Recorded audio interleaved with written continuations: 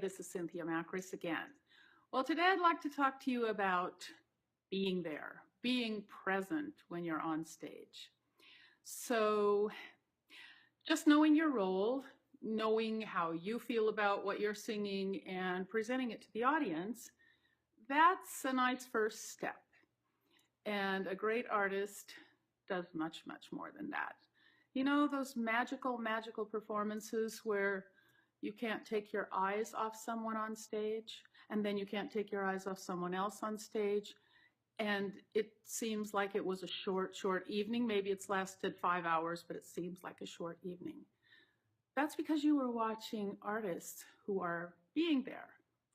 So from my experience, it's my natural tendency to want to tell stories. And if you're telling a story all by yourself, well, all you need is you. But in opera, it's teamwork. You're telling the story with a lot of other people, and that's what makes it fun.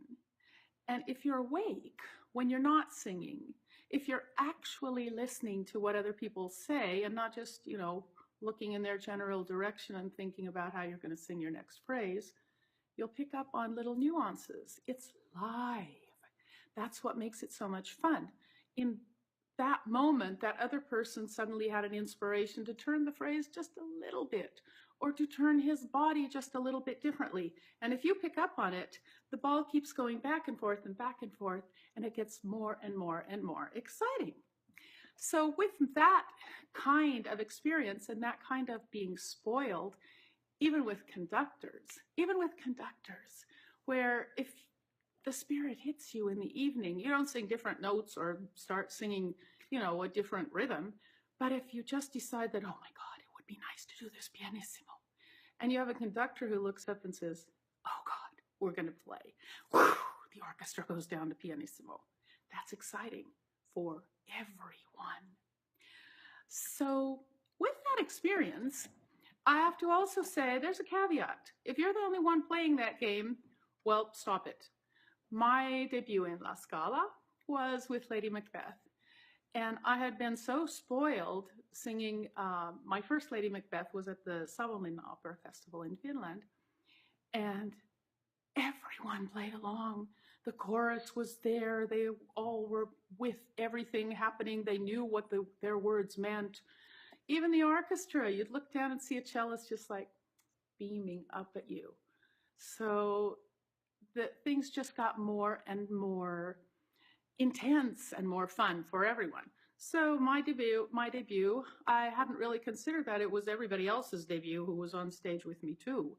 So they did survival mode.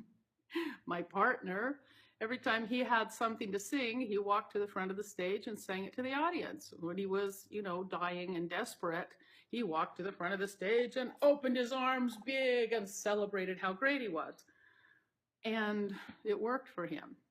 So I learned a big lesson because I was expecting that we would play something together. And I was also expecting that, when I looked at the chorus, that they would be in the story. And they weren't. They were just blank stares. So that is the caveat. If you're the only one playing the I'm bouncing the ball back to you and you bounce it back to me game, stop it. Sing your role and sing it to the audience. But if you want to create magic, pay attention when other people are singing. Now, I have a student, you know who you are, Jutta, who just played a supporting role in an opera. It wasn't a tiny role, but it wasn't the lead. And honestly, when that girl came on stage, the eyes went to her because she was someone. She was being someone. She wasn't thinking, okay, I'll just hang out until the next time I sing. Somebody else is singing something. She was being someone. And you support everything when you do that. You not only make your colleagues better, you definitely make yourself better.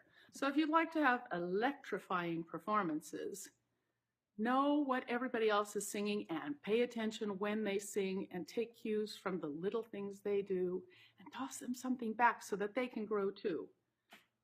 Well, that's my opinion of the day. See you tomorrow.